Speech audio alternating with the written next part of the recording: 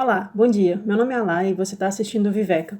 Eu queria fazer um vídeo um pouco mais descontraído, mais informal. Foi uma grande surpresa para mim esse mês de isolamento social, que muita gente se inscreveu aqui no canal. Eu queria agradecer a todos vocês que estão chegando, vocês são muito bem-vindos.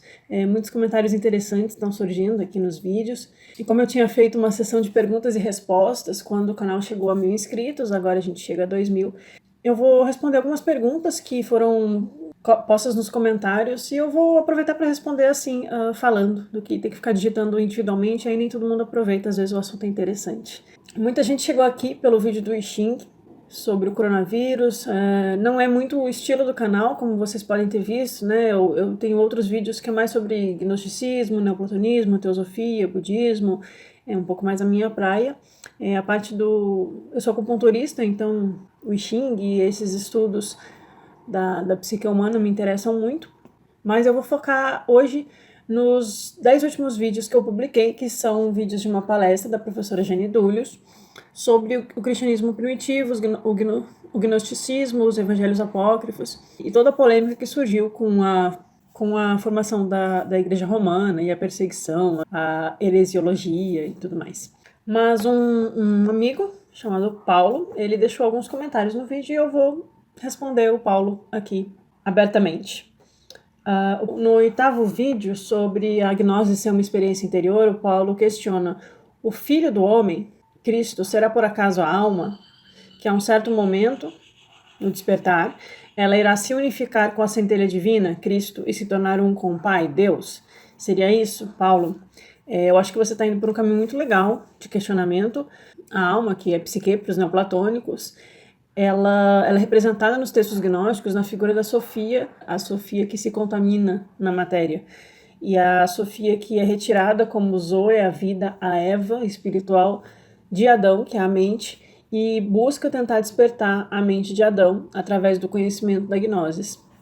Os textos às vezes são um pouco confusos nessa questão de o que, as equivalências. O Filho do Homem aqui seria, no caso, Cristo, que é uma entidade metafísica. Cristo não é Jesus para os gnósticos. Jesus é um Cristo, assim como Siddhartha é um Buda.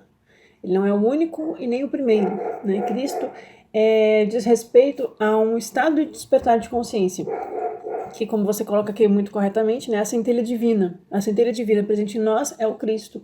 Quando a Sofia, que caiu no lodo da matéria, e está absorta no esquecimento, quando a Sofia desperta e começa a relembrar e clama por ser ouvida, a Sofia é a alma que clama por ser escutada.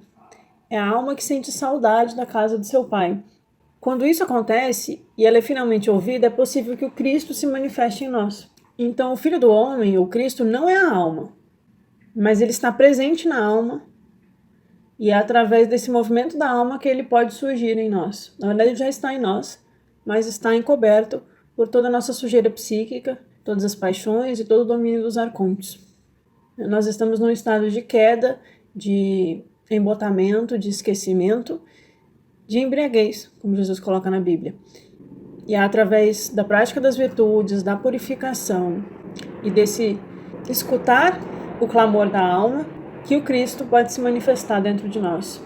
O Paulo também pergunta, ele fala: eu estava refletindo sobre a morte e a ressurreição de Jesus Cristo, e me veio uma ideia: Jesus morreu e Cristo deve ressuscitar, despertar em cada um de nós, nos tornando os novos Cristos, novos cristãos. Novamente, Paulo, Jesus e Cristo são coisas diferentes. E Jesus para os gnósticos foi um homem, foi um mestre nazareno. Ele atingiu esse estado de despertar de consciência. Ele se tornou um Cristo. Ele transcendeu o poder de Aldabaoth. Ele se libertou dos grilhões da ignorância. Ele não é mais dominado pela força dos arcontes, da ignorância, da paixão, da embriaguez. Quando ele passa da 8ª para a 9ª, ele se torna um Cristo, na linguagem gnóstica.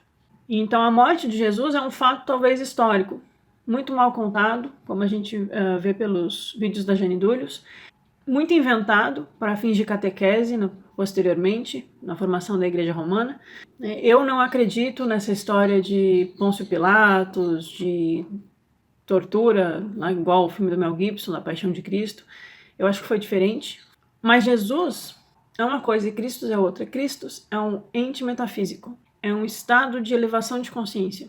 É uma linguagem simbólica que os gnósticos usam para descrever os graus espirituais em que a alma pode ascender até chegar à sua completa união com o uno, com o inefável, com aquilo que é eterno e indizível, que eu acho que a gente nem pode chamar de Deus, porque é uma unidade que transcende qualquer tipo de conceito. Depois você pergunta sobre o cristianismo, será que ele surgiu realmente como um processo histórico com Jesus e seus discípulos? Se Filon de Alexandria, com o seu sincretismo filosófico greco-judaico, tinha já dado o pontapé inicial e foi reforçado com Paulo, apóstolo, que apresenta uma teologia mais aprofundada de um suposto cristianismo revelado por Jesus ressuscitado, segundo Paulo, em suas cartas, Paulo nos apresenta Cristo e pouco de Jesus. Não se fala do seu nascimento, se era filho de uma virgem, nem que era o filho único, nem outras coisas que aparecem no Evangelho de Mateus. Será que o cristianismo de Paulo é o mesmo do suposto de Jesus? Será que o judaísmo nazareno de Jesus uma coisa e a filosofia de Paulo outra? Que foi mesclado, utilizado como um profeta maldito de seu povo, segundo o Talmud, e personificou a Cristo, o homem perfeito, a centelha divina, para dar uma veracidade maior na história? Observação. Sobre a relação de Paulo com Filon de Alexandria, eu sei que na sua juventude esteve em Alexandria e teve contato com a filosofia helenística. Outra coisa, Filon era contemporâneo de Jesus e nada comentou sobre ele, algo a se estranhar. E também já foi confirmado que teve adulteração nos escritos de Flávio Joséfos, no que se refere a Jesus. Será que Jesus foi apenas um profeta de sua época, onde foi enxertado tendenciosamente a sua história e a sua imagem como pessoa, simbolismos doutrinários, filosofias e outras culturas? Bom, resumindo, vamos lá, alguns pontos. Paulo e Filon são do século I DC. Eles não são contemporâneos de Jesus. Jesus já tinha morrido quando Paulo nasceu. Paulo nasce no ano 6 DC. Outras fontes, principalmente relacionadas ao Talmud babilônico, a gente vai encontrando uma coerência maior, trazendo Jesus para anos antes. Então, quando Paulo está ensinando, ele não conhece, não convive com Jesus, porque Jesus já tinha morrido. Seria muito estranho, Paulo, tão importante quanto ele foi na formação do cristianismo, ele não ter, estando ali em Alexandria, ele não ter ido visitar Jerusalém, a Galileia, não ter ido procurar Jesus, já que ele era tão cristão. Na verdade, a gente inclusive considera que Paulo tenha tido contato com os essênios e com os terapeutas do Egito, que, como o Filon descreve no seu livro, eram comunidades essênias no Egito. Eu não chamaria os ensinamentos de Jesus de judaísmo nazareno, vou aproveitar aqui o seu comentário, porque não era judaísmo. Na época de Jesus, haviam fariseus, saduceus, nazarenos, essênios, eram vertentes diferentes e o enfoque era diferente. Eu acho que é um erro chamar Jesus de judeu, até porque ele era galileu, e ele vem da tradição dos nazares, dos magos da Caldeia. Ele traz a tradição dos Tanaim, dos caldeus da Babilônia, com influências do zoroastrismo. Ele provavelmente, ao que tudo indica, viveu entre os essênios por um tempo. O ensinamento dos essênios divergia bastante da ortodoxia de Jerusalém, então eu acho que a gente não deveria chamar ele de judaísmo. Mas eu entendo o que você está dizendo. Mas sim, eu acredito que o cristianismo de Paulo é o cristianismo de Jesus. E o Paulo ele é muito elogiado, muito abraçado pelas vertentes gnósticas. Sem dúvida, Paulo era um gnóstico, apesar dele ter sido cooptado pela narrativa da Igreja Católica. As ideias de Filon de Alexandria se aproximam muito das ideias do gnosticismo setiano, dos escritos de João, as questões relativas ao Logos. Uma outra questão que o amigo faz ele gostaria de compreender se podemos identificar o ensinamento gnóstico de Jesus junto aos discípulos, já que na tradição dos nazarenos e dos ebionitas a ênfase é mais judaica, na verdade é mais dessa tradição cabalística. Pelo que percebo, o gnosticismo pode ter entrado no cristianismo posteriormente com Paulo, que teve contato com o helenismo. Então, Paulo, você está colocando que existia um cristianismo primitivo e depois surgiu um gnosticismo com Paulo e que os gnósticos acharam dentro do cristianismo terreno fértil para continuar suas ideias. Na verdade, se a gente pensar que Jesus esteve no Egito, provavelmente teve contato com tradições do hermetismo e tradições helenísticas, como o platonismo, por exemplo, e depois quando ele vai viver entre os essênios, ele traz essa bagagem e os próprios evangelhos gnósticos ou apócrifos, que eu pelo menos considero como idôneos, principalmente o livro de Tomé, o Evangelho de Tomé, o Evangelho de Maria Madalena, o Evangelho de Filipe, o Apócrifo de João, esses de narrativa mais consistente, eles colocam na boca de Jesus os ensinamentos. É claro que tudo isso é uma produção, uma edição posterior, mas não é improvável, não é impossível da gente considerar que fossem materiais, anotações feitas pelos próprios discípulos de Jesus, explicando aquilo que ele ensinou. Então, se Jesus de fato ensinou aquelas coisas, e se Jesus teve esse convívio no Egito com as tradições helenísticas, platônicas e herméticas, não é estranho dizer que ele traz uma forma, que ele com toda a sua bagagem de Nazareno, Tanaim, Cabala Caldaica, Essênia, ele consegue construir uma nova tradição a partir disso. Não se trata de um sincretismo no sentido de misturou tudo e transformou em outra coisa. É realmente teosofia nesse sentido. E é interessante observar que no Evangelho de João, na Bíblia, tem uma passagem, que eu não vou lembrar aqui de cor, mas tem uma passagem no Evangelho de João, que é dito que Jesus estava na Galileia, né, naquele momento lá de Lázaro, e aparecem gregos querendo falar com ele. Tá lá na Bíblia.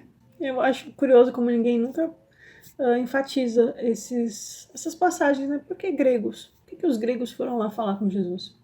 Então eu não enxergo o cristianismo como uma tradição judaico-tradicional que Jesus desenvolveu e depois o helenismo, junto com o hermetismo, formou o gnosticismo e se apropriou disso. Na verdade, eu considero que Jesus, antes mesmo de Simão o Mago, ele foi o primeiro gnóstico, nesse sentido de tradição. Então, se os gnósticos eram heréticos, então Jesus era o pai dos heréticos. Falando isso provocativamente, mas é interessante quando a gente muda a nossa perspectiva, o nosso olhar. Paulo foi um personagem muito injustiçado. Paulo é um personagem que merece uma atenção especial. A historiadora Elaine Pagels, que escreve esse livro, Os Evangelhos Gnósticos, que é no qual está baseado os últimos 10 vídeos, né, sobre cristianismo gnóstico, ela também escreve um livro sobre Paulo. O livro se chama The Gnostic Paul, o Paulo Gnóstico, e ela mostra evidências disso, mas mesmo dentro dos estudos teológicos, existem padres como Giuseppe Barbaglio, que ele fala abertamente quais cartas de Paulo foram enxertadas, adulteradas, que existe uma narrativa sendo criada para forjar esse Saulo. Saulo nunca existiu, Paulo nunca foi um perseguidor de cristãos. Alguém que desde sua juventude andava com Apolônio de Tiana, o pitagórico, o mago, o filósofo. Alguém dessa estirpe nunca poderia ser um judeu perseguidor de cristãos. Quando a gente dá espaço a perceber que muita coisa que a gente acredita foi construída anos, décadas, séculos após a morte de Jesus, e foi uma narrativa inventada, fake news, assim, sabe? A gente começa a enxergar com outros olhos o ensinamento cristão. É muito interessante quando a gente lê os evangelhos gnósticos e começa a entender o esquema cosmogônico deles, a manifestação do Uno, Barbelô, Pronoia, o Pleroma, os eons, Cristo, Sofia, a queda da alma na matéria, o demiurgo que aprisiona a mente humana. Quando a gente começa a ler os gnósticos e depois a gente relê a Bíblia, eu convido todo mundo a fazer esse exercício, ler os apócrifos e depois reler a Bíblia, a gente começa a enxergar na Bíblia coisas que antes eram obscuras. Muita coisa começa a fazer mais sentido. E a gente começa a ver onde a narrativa não bate, não é coerente com o ensinamento. Então é um exercício muito legal de ser feito. Bom, eu quis aqui nesse vídeo só aproveitar algumas perguntas do amigo para fazer alguns comentários mais soltos, mais leves. Mas eu queria pedir que todos vocês que têm interesse nesses assuntos, que deixem comentários, que eu vou estar sempre tentando responder dentro do possível e trazendo mais material para vocês. E não se esqueçam de se inscrever aqui no canal.